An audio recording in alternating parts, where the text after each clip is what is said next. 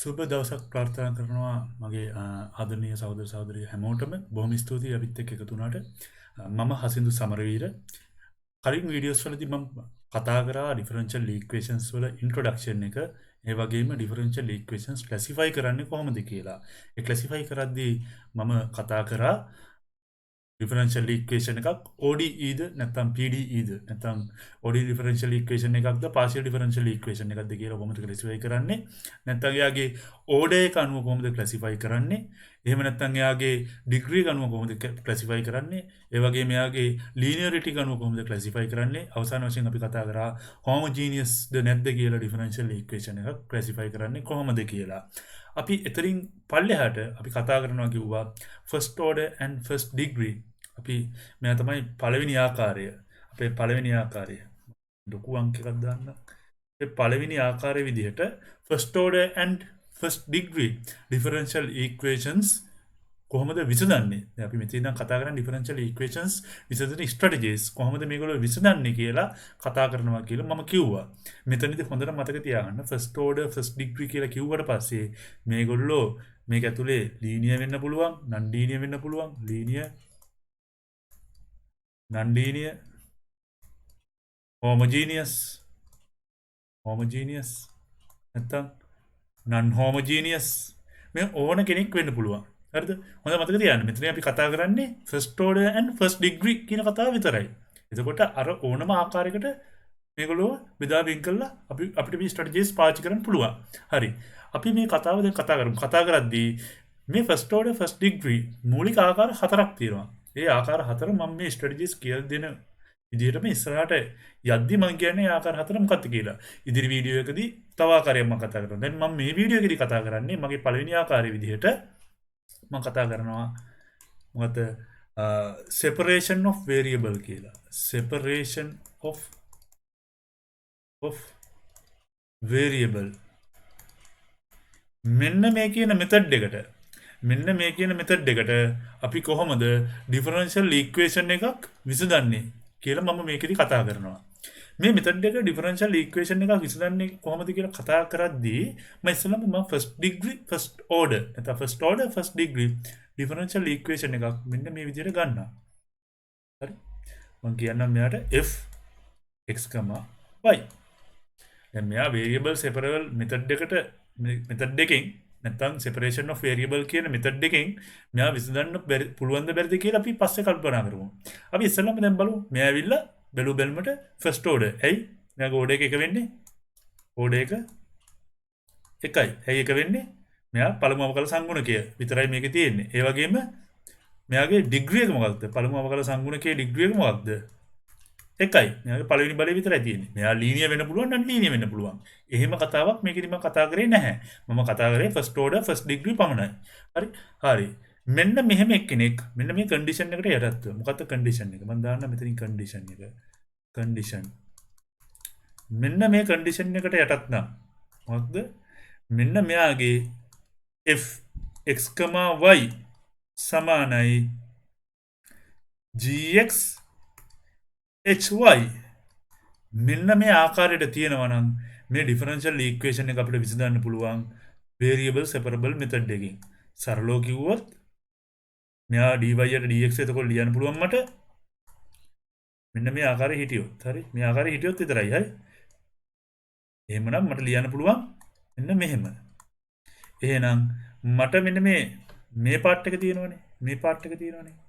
මෙයා dy එක අරගෙන ඒ වගේ මේ පාර්ට් එක තියෙනවනේ. මේ dx පාර්ට් එක. එයා gx එක අරගෙන මට මෙන්න මෙයාව හදා ගන්න පුළුවන් මෙන්න මේ විදිහට. මොකක්ද? එකයට hy dy සමානයි මොකක්ද? එකයට gx dx ආකාරයට හදා ගන්න පුළුවන්. හදාගෙන දෙපැත්තම මට අනුකලනය කරන්න පුළුවන්. දැන් මෙයාව අනුකලනය කරගෙන මට යන්න පුළුවන්. ඒකට කිසි ප්‍රශ්නයක් නැහැ. මගේ තවදුරටත් මෙන්න මේ කියන ප්‍රකාශනය ඇතුලේ බලන්න. මෙන්න මේ කියන ප්‍රකාශනය ඇතුලේ මගේ අවකල සංගුණක නැහැ. නැත්නම් ඩිෆරන්ෂියල් කෝඑෆිෂන්ට්ස් නැහැ.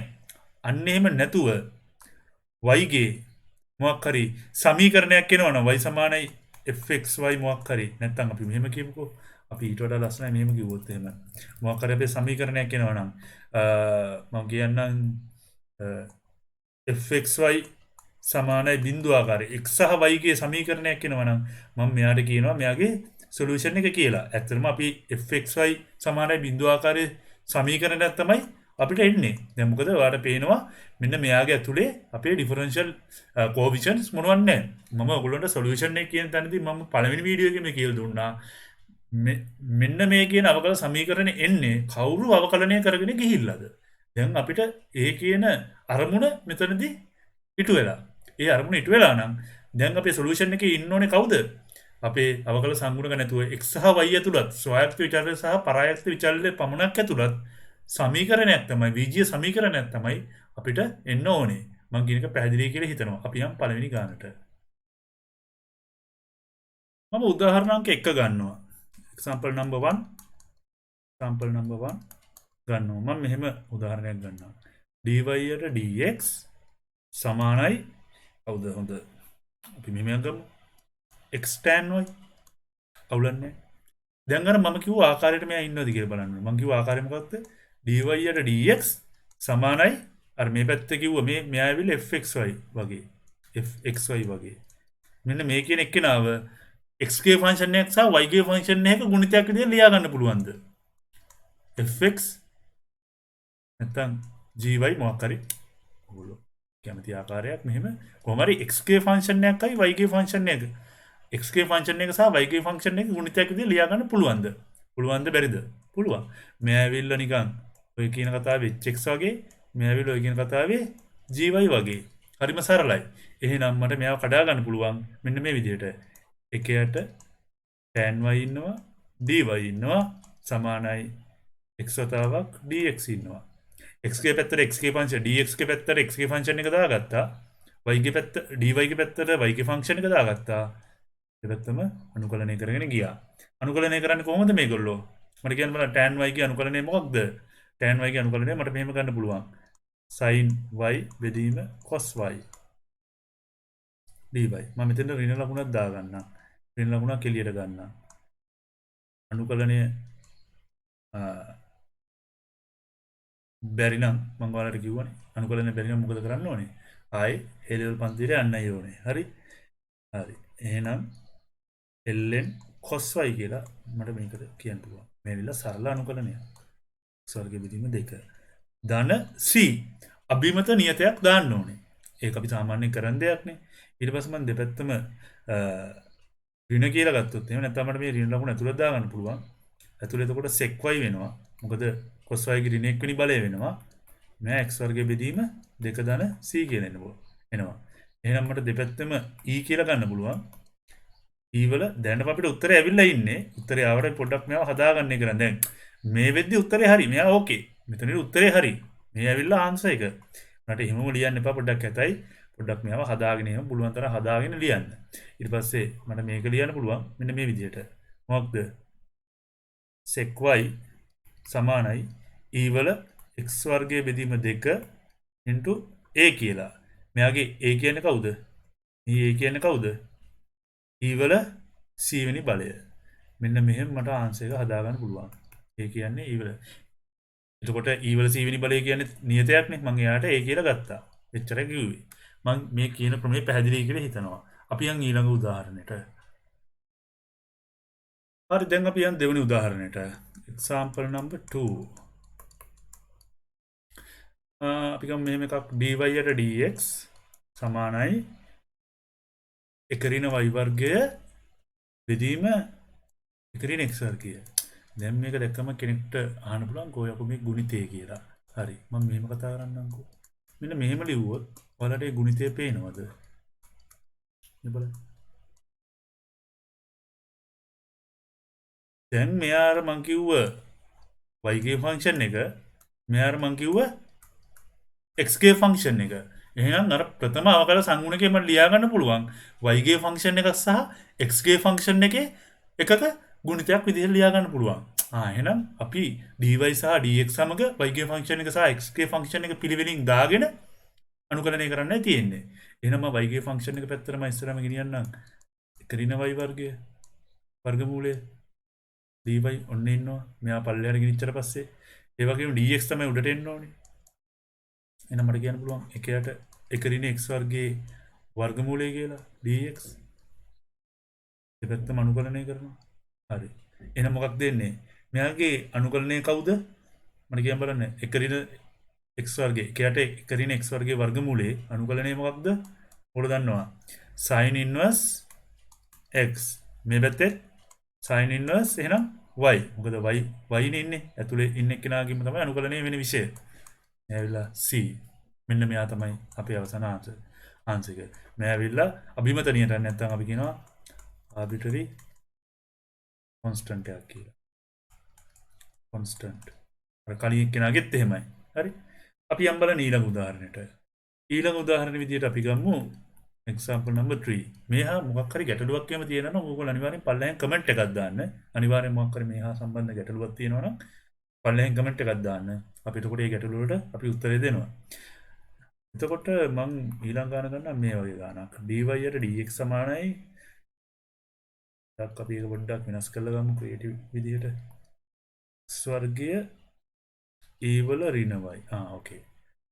දැන් මේක බැලුවමට පේනවද නිකන් ඔයාලට පේන්නේ නැද්ද නිකන් මේ ගුණිතයක් වගේ තියෙනවද? අර කිව්ව විදිහට gy ගේ xy ගේ ගුණිතයක් විදිහට තියෙනවද? කොහොම මෙයාගේ එහෙම පේනවද? බැලුවමට පේන්න ඕනේ නැහැ. අපි ඒක පොඩ්ඩක් හදාගෙන ගන්න ඕනේ. එතකොට මෙතනින් e වල x වැඩි කිරීම e වල ඍණවයි කියලා මෙතන තියෙන්නේ. e වල x වැඩි කිරීම e වල ඍණවයි. e වල ඍණවයි මම එළියට ගන්න තියෙන්නේ. දැන් ඇතුළේ ඉතුරු වෙන්නේ e වල x ධන x වර්ගය. පැහැදිලි කියලා මම හිතනවා. හරි. එහෙනම් දැන් ඉන්නවා අපිට y ගේ එක්කෙනෙක්. ඔන්න x ගේ එක්කෙනෙක්. y ගේ ෆන්ක්ෂන් එකයි x ගේ ෆන්ක්ෂන් එකයි ගුණිතය මට ඉන්නවා. එහෙනම් මම මෙතනින් පොඩ්ඩක් ලියා ගන්න නැත්නම් මට අනිත් පිටුවට යන්න වෙනවා. මම මේ y ගේ ෆන්ක්ෂන් එක ගන්නවා dy පැත්තට. එතකොට මෙයා එකයට ey උඩට ඇවිල්ලා ey වෙනවා. ey dy වෙනවා. ey dy වෙනවා. අනිත් පැත්තෙන් මම මේ dx ගන්නවා මේ පැත්තට.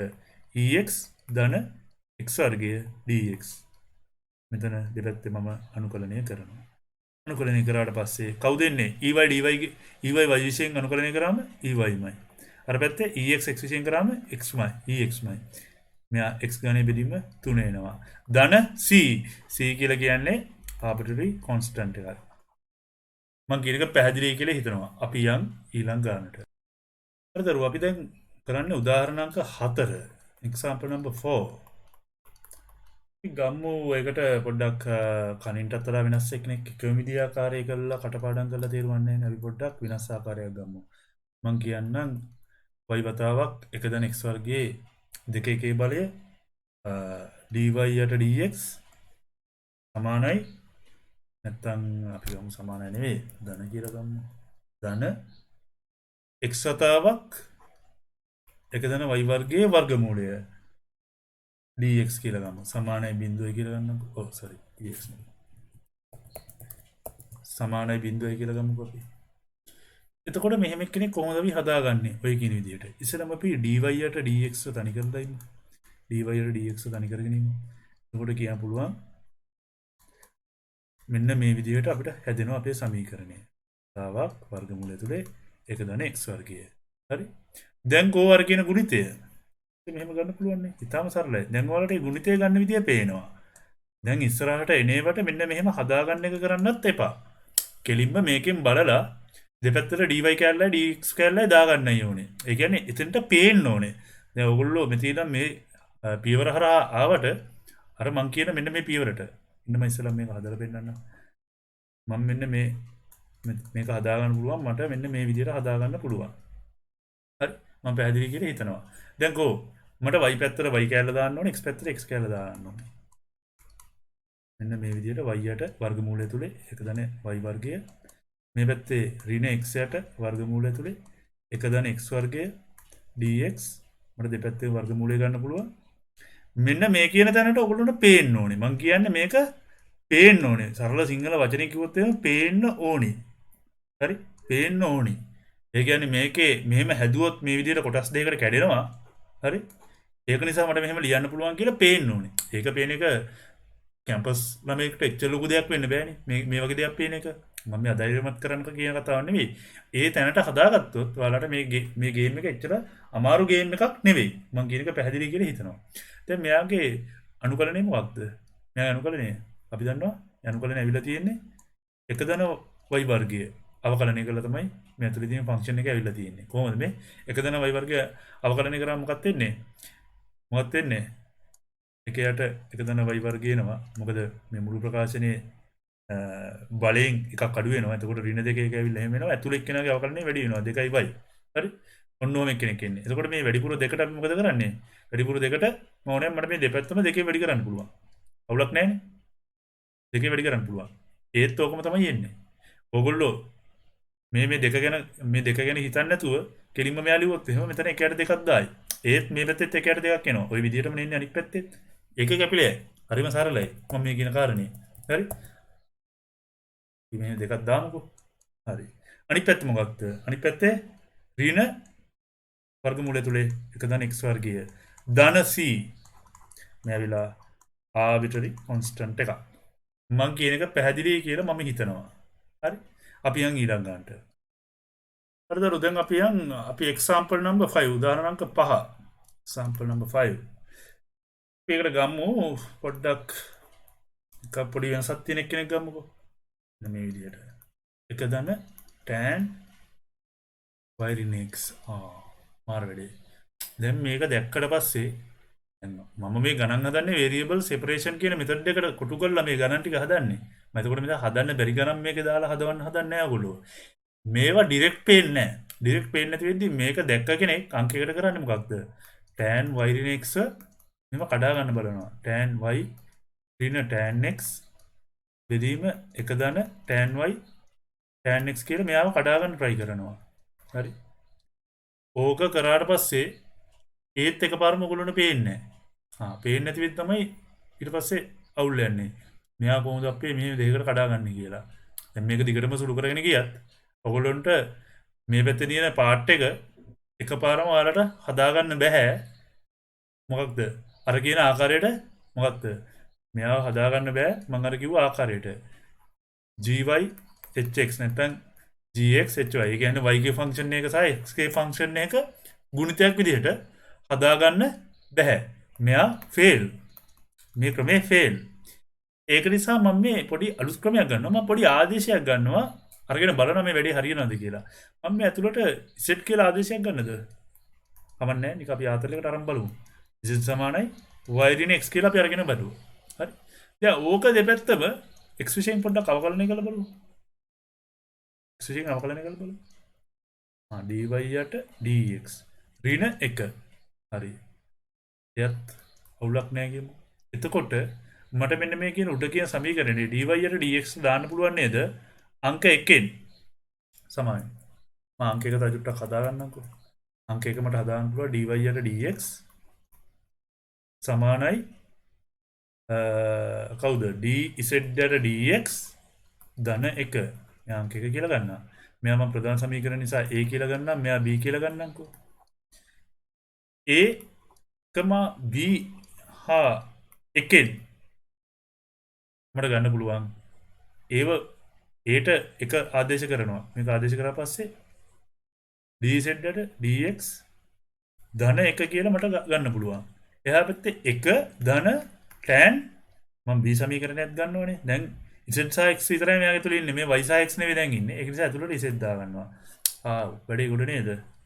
මං කියන්නේ තේරෙනවද? වැඩේ ඕල්මෝස්ට් ගොඩ නේද? මම ගොඩ කියලා පෙන්නන්න කෙලින්ම පේන්නේ නැත්නම් ඇයි මේ ගොඩ කියලා මං කියන්නේ? මේ බලන්න. tan z වැඩි කරලා තියෙනවා x වල බිඳුවෙනි බලය. දැන් yx නෙවෙයි තියෙන දරු. හරි ඒක අවුලක් නැහැ. හැබැයි මෙතන z සහ x නේ තියෙන්නේ. එහෙනම් ඔන්න z ගේ සමීකරණයක් ඉන්නවා. එක කියලා කියන්නේ මට කියන්න පුළුවන් x ගේ සමීකරණයක් විදිහට. නැත්නම් x ගේ ෆන්ක්ෂන් එකක් විදිහට සමාන වෙන සමීකරණයක් කියන එක වැරදි. ෆන්ක්ෂන් එකක් විදිහට මට කියන්න පුළුවන් මෙයාව. එහෙනම් මට මෙයාව ලියා ගන්න පුළුවන් කොහොමද? මට ලියා ගන්න පුළුවන් එකයට tan z dz අනුකලනය කරනවා. මේ පැත්තේ dx අනුකලනය. මේ dx මම x බිඳුවත් එක්කත් x බිඳුව කියලා කියන්නේ එකයි නේ. ඒක ආයෙ දාන්න දෙයක් නැහැ නේ. හරිද? මම ඔයගොල්ලෝ දන්නවද ඉස්සෙල්ලා මම අනුකලනය කරේ? මේ ඇවිල්ලා ඍණ ln cos x සමානයි මේක තුල x ධන c එන්නේ. එහෙනම් මට ගන්න පුළුවන් sec x සමානයි කවුද sec x කාට සමාන වෙන්නේ? sec x කාට සමාන වෙන්නේ? කවුද? කියන්න බලන්න. මේ ඇවිල්ලා e වල x ධන c වලට. මම කියන එක පැහැදිලි කියලා මම හිතනවා. මෙතන නැත්නම් කිව්ව ඍණ. මෙතන කලින් ආනේ. මෙතන ඍණ නෙවෙයි. හරි. එහෙනම් මට මේවා කියන්න පුළුවන් sec x සමාන sec z. මෙතන පොඩි එකක් දැක්කලා. sec z. එහෙනම් මට කියන්න පුළුවන් sec z සමානයි e වල x වතාවක් a කියලා. මෙයාගේ a සමානයි e වල c. මේ ඇවිල්ලා අභිමත නියතයක්. ac අර c වෙනස් හරි අභිමත නියතයක්. මම කියන එක පැහැදිලි කියලා හිතනවා. අපි යන් ඊළඟ ගානට. තමයි මට සමා වෙන්න ඕනේ මේ ගානේ පොඩි වැරද්දක් වෙලා තියෙනවා. මෙතන පොඩ්ඩක් බලන්න. දැන් මට ඉස්සෙල් එක තේරුණා මේ පොඩි වැරද්දක් වෙලා තියෙනවා කියලා. මෙහෙම නෙවෙයි එන්නේ. මොකද එකයට tan z ඉන්නේ. එකයට tan z අනුකලනය කරන්න බෑ. එකයට tan z නෙවෙයි. එයා මට ලියා ගන්න පුළුවන්. කොහොමද? පොඩ්ඩක් මේක මකාගන්න. හරි. මට මේව ලියා ගන්න පුළුවන් cot z විදියට. cot z dz සමානයි අනුකලනය dx. ඔය විදිහට ලියා ගන්න පුළුවන්. එහෙනම් මට මේව ලියා ගන්න පුළුවන් ln sin z කියලා. සමානයි x ධන c. ඒ වගේම මට sin z ලියා ගන්න පුළුවන්. sin z ලියා ගන්න පුළුවන් e වල x ධන c විදියට. ඒ කියන්නේ අර a e වල x විදියට ලියා ගන්න පුළුවන්. මෙයාගේ a කියන්නේ කවුද? e වල c. arbitrary constant එකක්. හරි. මේක තව දෙයක් තියෙනවා. මට මෙතනින් මේව නවත්තන්න බෑ. හොඳට මතක තියාගන්න. මෙතනින් නවත්තන්න බෑ. මම කොහොමද නවත්තන්නේ? z කියලා කියන්නේ මගේ z කියලා කියන්නේ කවුද? අර අපි මුලින් ගත්ත මෙන්න මේ b කියන සමීකරණයෙන් ගත්තොත් මේ z කියලා කියන්නේ y ඍණ x සමානයි a වතාවක් e වල x. මෙන්න මෙතනින් තමයි අපි වැඩි නවත්තන්නේ. මොකද මම ඔයගොල්ලන්ට කලින් කිව්වා සොලියුෂන් එක කියලා කියන්නේ x සහ y ඇතුළත් ෆන්ක්ෂන් එකක් තමයි අපිට අන්තිමට එන්න ඕනේ සොලියුෂන් එක විදියට. අන්න ඒක නිසා මම මෙතෙන්ට ගියේ. මෙතනින් නැවතුනේ නෑ. අර මම කලින් කිව්ව එක පැහැදිලි කියලා හිතනවා. මෙතන පොඩි වැරද්දක් මට වුණා ඉස්සෙල්ලා. ඒ වැරද්ද මෙතනින් මම හරි ගස්සලා තියෙනවා. ඒක හරියට තේරුම් ගන්න. ඊළඟ ගන්නට අපි යමු. හරි අපි යන් ඊළඟට අපේ 6 වෙනි ගානට example number 6 අපි යන්. ඒකද අපි ගමු මෙහෙම එකක් 4x ධන y මම කිව්වා මේ ඔක්කොම variable separation වලින් මෙයාව හදන්න පුළුවන් කියලා. dx යට dy සමාන 1යි. කොමාරු කරලා හදන්න පුළුවන් එක ප්‍රශ්නයක් නැහැ. හරි. දැන් මෙතනදී මට මෙයාව බැලූ බැලමට මම අර කලින් කිව්වා වගේ බැලූ බැලමට මට පේන්නේ නැහැ මෙයාව. මොකද පේන්නේ නැහැ කියලා මම අදහස් කරේ. මට මෙයාගේ අර කියන සාධනීය බව පේන්නේ නැහැ. මොකක්ද? අපි dy යට dx කියලා ගමු. dy යට dx සමානයි 4x ධන y වල වර්ගය කියලා මට මෙයාව හදා ගන්න පුළුවන්. මේ dy යට dx කියන එක නම් මෙයා රෙසිප්‍රොකල් එක අරගෙන අනිත් පැත්තට අරන් යනවා. හරි. මොකද හේතුව ඇවිල්ලා dy යට dx කියන එක සමාන වෙනවා එකයට dx යට dy. මෙයා ඇවිල්ලා මේ නිකන් පරස්පරය ගාලා නෙවෙයි. මෙයා ඇවිල්ලා අවකලනය උගන්වන සූත්‍රයක්. හරිද? මූලික අවකලනය උගන්වන. එතකොට දැන් මම මෙහෙම ගත්තොත් එහෙම මෙයා ඉන්නවද gxhy විදිහට? මෙහෙම ඉන්නවද? නෑ නේද? එහෙනම් මෙයාව කෙනෙක් බැලූ බැලමට මෙයාව සුළු කරන්න පුළුවන් 16x වර්ගය ධන 8xy ධන y වර්ගය විදිහට. මේක ෆේල් කියලා පේනව නේද? කො x සහ y ගේ ෆන්ක්ෂන්ස් වල ගුණිතයක් විදිහට මෙයාව ඉන්නවද මේ? එයත් ෆේල්. මේ වැඩේ ෆේල්. එහෙනම් අපි මෙයාව වැඩේ හරියන විදිහට කොහොමද කරන්නේ? මම ගන්නවා z සමානයි 4x ධන y කියලා. නිකන් ඔයාලට ෆන්ක්ෂන් එකක් දුන්නා පස්සේ ඔයාලා බලන්න ඇතිනේ. එතකොට variable separation එකෙන් කරන්නේ නැති ගණන් වලට මේක පුළුවන් ද බැරිද කියලා අපි දැනගන්නේ කොහොමද කියලා. පොඩ්ඩක් ආදේශ කරලා අපි ඒවත් දැන් ලියලා හිතන්න ඕනේ මේ කතාව වැඩේ වෙනවද කියලා. ඊට පස්සේ දැන් මේක අවකලනය කරනවා. x විශේෂයෙන්. එතකොට මෙතන එනවා 4 ධන dy යට dx. අන්න අර වගේ කලින් වගේම එනවා වැඩේ. හරි. මෙයාට මම අංක 2 ගන්නම්. මෙයාට a කියලා ගන්නම්කෝ. මූලික සමීකරණයට a කියලා ගන්නම්කෝ. එහෙනම් මට කියන්න පුළුවන් මේ ඔක්කොගෙම a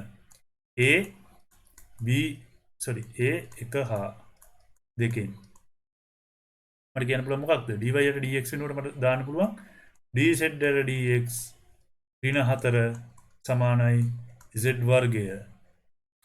අනු සමීකරණයක් එනවා. අනු සමීකරණයක් එනවා කියලා අනුකලනය තේරෙන කෙනෙක්ට තේරෙනවා මේක මරු සමීකරණයක් කියලා. ඒ හේතුව z වර්ගය ධන 4යි මෙයාව හදා ගන්න පුළුවන්. එකයට z වර්ගය ධන 4 dz සමානයි dx විදිහට දෙවතම අනුකලනය කළා. මෙන්න මේව හදා ගන්න පුළුවන්. එතකොට කවුද මේ ඉන්නේ? මේ ඉන්නේ කවුද? tan inverse කවුද? මේ ඇවිල්ලා z බෙදීම දෙකේ අවකලනය තමයි මෙන්න මේ ඇතුලේ ඉන්නේ. ඕනේ අවකලනය කරලා බලන්න. එකයට එක ධන z වර්ගයේ බෙදීම 4 එයාට එක ධන z වර්ගයේ බෙදීම 4 වැඩි කරනවා දෙකෙන් එකේ ඇතුලේ කෙනාගේ අවකලනය. ඔක වැඩි වුණාට පස්සේ කොහොම කපලා ගිහලා ලස්සනට අපිට උත්තරේ එනවා මේ විදිහට. ඒ වගේම තව මෙතන උඩින් වැඩිපුර දෙකක් එනවනේ. ඒ වැඩිපුර දෙක කියන එක මම මේ දෙකටම දා ගන්නවා. එතකොට මේ පැත්ත එනවා 2x කියලා ධන c. එතකොට ඔයාලට පැහැදිලි මම අර කලිනුත් කිව්වා මෙයාගේ tan inverse z බෙදීම දෙක කියලා මෙහෙම ඉන්න බෑ. ඇතුළට දාන්න ඕනේ කවුද? එක සමීකරණයෙන් දාන්න ඕනේ. මම කිව්වා x y ඇතුළට සමීකරණයක් එන්න ඕනේ. එහෙනම් 4x ධන y බෙදීම දෙක කියලා දාන්න ඕනේ. සමානයි 2x ධන c කියලා දාන්න ඕනේ. එහෙනම් මට මේව ගන්න පුළුවන් 4x ධන y සමානයි 2 tan 2x ධන c. මේක c කියලා කියන්නේ කවුද? ආබිටරි කොන්ස්ටන්ට් එක. හරි. එතනින් ඒ ගාන ඉවරයි. අපි යන් 7 වෙනි ගානට. Example number 7. Example number 7. ඒකෙදි මෙන්න මෙහෙම අපි ගමු. dy යට dx සමානයි 4x ධන y ධන එකේ වර්ගය. අපි දන්නවා same procedure දැන් යන්නේ. මොකද අපි ආදේශයක් භාවිතයෙන් හදන්න වෙනවා. මොකද මෙයාව අර විදිහට ෆන්ක්ෂන් දෙකේ ගුණිතයක් විදිහට කඩා ගන්න බෑ. ඉතින් අපි කඩා ගන්න පුළුවන් විදිහට z ආශ්‍රයෙන් අපි හදා ගන්න එක තමයි කරන්නේ. z සමානයි 4x ධන y ධන 1යි කියලා ගන්නවා. එතකොට dz යට dx මට ගන්න පුළුවන් 4 ධන dy යට dx විදිහට. එහෙනම් මට dy යට dx ගන්න පුළුවන්. dy යට dx ගන්න පුළුවන්. dz යට dx ඍණ 4යි කියලා. මේ ඇවිල්ලා අංක 2 සමීකරණය. මෙයාට අංක 2 කිව්ව මෙයාට 3 කිව්ව. එකක අකුරු දානවා වැඩි හිතන්න එපා. ගානත් එක්ක වැඩි වෙනස් වෙනවා. 1 2 3ෙන් මට කියන්න පුළුවන් මම මේ 3 කියන එක දානවා මෙතෙන්ට. එතකොට එනවා dz යට dx. දැන් z සහ x කැලි විතරයි දාන්නේ. y ඉන්න ඕන තැනකට z සහ x කැලි වලින් කොහොම හරි ආදේශ කරගන්න ඕනේ. dy යට dx ඉන්න තැනකට මම z සහ x ඇතුළත් dz යට dx ඉන්න කෙනෙක්ගේ ආදේශ කරගත්තා. xy ඉන්න තැනකට මම z සහ x ගේ ආදේශ කරගත්තා. එතකොට z ගේ විතරක් මට ආදේශ කරගන්න පුළුවන්. හරි. අර වගේම same equation එකමයි එන්නේ. පැහැදිලිද? හරි. එහෙනම් මෙතන එකයට z වර්ගයේ ධන 4 dz සමානයි dx කියලා මේ පැත්තට එනවා. මේ විදිහට කඩන්න පුළුවන්. එහෙනම් ඔය කැඩුවට පස්සේ මට කියන්න පුළුවන් tan inverse z යට 2යි මේක 2 1යි. ඒ වගේම අර පැත්තේ මට කියන්න පුළුවන් x කියලා කියන්න පුළුවන්. ඊට පස්සේ මට ඔය ගුණ කරන්න පුළුවන්. ගුණ කරලා පස්සේ එනවා z බෙදීම 2 සමානයි x ධන c. 2යි x ධන c කියලා කියන්න පුළුවන්. ඒ වගේම මට මෙතනින් කියන්න පුළුවන් z මට දාන්න පුළුවන් x y ගෙන් 4x ධන y ධන 1 සමානයි 4 වතාවක් මේ දෙක එහා පැත්තෙන් ඉච්ච පස්සේ x ධන c කියන්න පුළුවන් 4x 4x දෙපැත්තේ කැපිලා ගිහිල්ලා y සමානයි ඍණ 1 ධන c කියලා කියන්න පුළුවන්. අපිට සරලව කිව්වොත් y සමානයි a කියලා මට කියන්න පුළුවන්. y සමානයි a කියලා මට කියන්න පුළුවන්. හොඳට තේරුම් ගන්න. y සමානයි ආබිටරි කොන්ස්ටන්ට් එකක් කියලා මට අවසානයේදී පිළිතුර මෙතනදී එනවා. මේ ගානේ මම හිතනවා වැරදීමක් වෙන්නේ නැතුව ඇති කියලා. මොකක් හරි වැරදීමක් තිබ්බොත් ඔයගොල්ලෝ පල්ලෙන් පොඩ්ඩක් කමෙන්ට් එකක් දාන්න. මේ ගානේ මට දැනට පේන විදිහට පොඩි වැරදීමක් තියෙනවා. මේක තමයි බැලුවේ කොහොමද කොන්ස්ටන්ට් එකක් ආවේ කියලා. එහා පැත්තේ tan එන්න ඕනේ. ඒක වැඩි වැරදි. එතන එන්න ඕනේ tan. tan එන්න ඕනේ. tan පොඩි වැරදි වෙනවා. වැඩි හිතන්න එපා. ඊට පස්සේ මේ පැත්තේ එනවා 4x ධන y ධන 1යි කියලා. එහා පැත්තේ 2යි tan 2x ධන c කියලා එනවා. Capital c. මම ඉස්සෙල්ලා සිම්පල් c දැම්මේ. අර දෙකෙන් වැඩි වෙන නිසා කැපිටල් c ආවා. ඇවිල්ලා කොහොම හරි ආබිටරි කොන්ස්ටන්ට් එක. ඔන්න ඔය කියන තැනට වැඩි එනවා. මම කියන එක පැහැදිලි කියලා හිතනවා. අපි ඊළඟ ගන්නට. Example number 8 අපි මේක ගමු. Example number 8. ඊවල් x ධන 2 sin x dx න මෙන්න මෙහෙම ගණන් දෙන්න පුළුවන්. අපි dy යට dx ට මුක්ත කරලා දෙන්නේ නැහැ. කෙලින්ම dy dx මෙන්න මේ විදිහට කඩලා දෙන්න පුළුවන්. එහෙම දුන්නා කියලා බය වෙන්න එපා. කොහොමද ආයි අර විදිහට හදාගන්න දඟලන්න එපා. අපි අපේ මූලික අරමුණ මොකක්ද? දැන් මම මේක dy dx මේ පැත්තේ ලියාගෙන dy එහා පැත්තට දාන්නම්කෝ. දෙපැත්තට ඒ අදාළ කැලි දෙක මම දෙපැත්තට දාගන්නම්කෝ. දෙපැත්ත දාගත්ත පස්සේ මට පේන දේ බලන්න. සනවයි dx ධන 2 sin x dx සමානයි ey cos x dy. මේ වේරියබල් සෙපරේෂන් කියන මෙතන එකේ මූලික අරමුණ මොකක්ද? මූලික අරමුණ මොකක්ද? මේ දෙපැත්තේ මෙයා මේ පැත්තේ අනුකරණය කරන්න පුළුවන් y කියලා දාන්න. y විශේෂයෙන් විතරයි. y විශේෂයෙන් අනුකරණය කළ හැකි ෆන්ක්ෂන් එකක් හදලා දෙනවා තනියම. මේ පැත්තේ x විශේෂයෙන් අනුකරණය කළ හැකි ෆන්ක්ෂන් එකක් තනියම හදලා දෙනවා. ඉතින් ඕකනේ අරමුණ.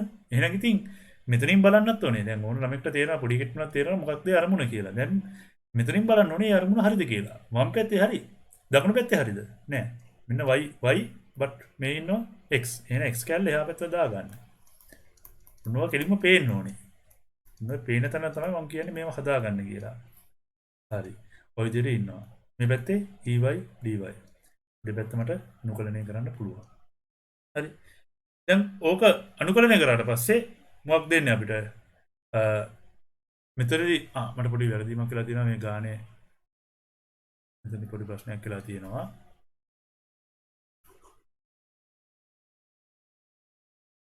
මම ආයි අර කොටස පොඩ්ඩක් කියන්නම්. මෙතන උන ප්‍රශ්නේ තමයි මම මේ ගාන ලියලා වැරදි ඉස්සෙල්ලම.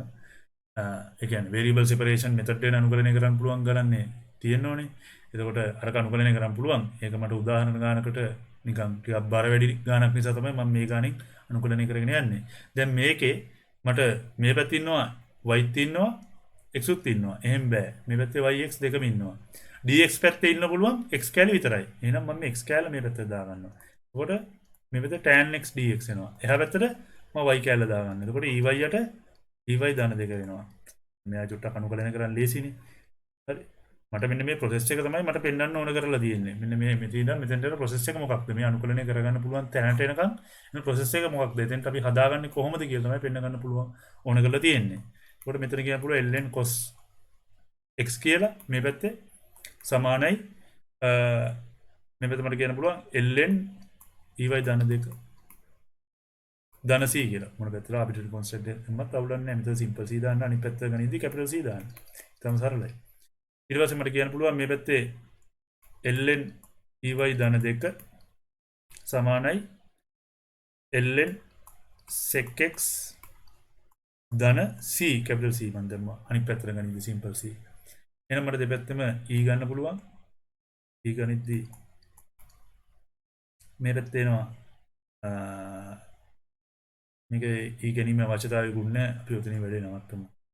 e ගන්න ගියොත් එහම ආයේ මේ පැත්තේ ෆුල් එක්කෙනා ඇතුළට එනවනේ. එහෙම අවශ්‍යතාවයක් නැහැ. මේ වැඩේ නවත්තමු. හරි. එතෙන් එකක් පැහැදිලි කියලා මම හිතනවා. මේක මම ආයි කියනවා කරේ මොකක් හරි අපැහැදිලි බවක් තියෙනවා නම් මම කියනවා කරේ මොකක්ද කියලා. මෙතන මගේ අවසාන අරමුණ ඇවිල්ලා දෙපැත්තෙම එකම විෂය යම්කිසි මම පැත්තේ තියෙනවා යම්කිසි විෂයක් එයාට අදාළ ෆන්ක්ෂන් එකක් විතරක් අනුකලනය කරන්න යොදා ගන්න එක. දකුණු පැත්තේ තියෙනවා නම් x විෂය එයාට අදාළ x ෆන්ක්ෂන් එකක් අනුකලනය කරන්න යොදා ගන්න එක. දැන් මේක එහෙම දෙපැත්තට ගත්තට පස්සේ මේ විදිහට හදාගත්තට පස්සේ මේ විදිහට හදාගත්තා පස්සේ අපිට එහෙම එක්කෙනෙක් පේන්නේ නැහැ. y සහ x මිශ්‍ර වෙලා තියෙන්නේ. ඒක නිසා මම x කැල ටික වෙනම ගන්නවා y කැල ටික වෙනම ගන්නවා. ඔය වැඩේ තමයි මම කරේ. අපි යම් 9 වෙනි ගානට. example number 9. example number 9.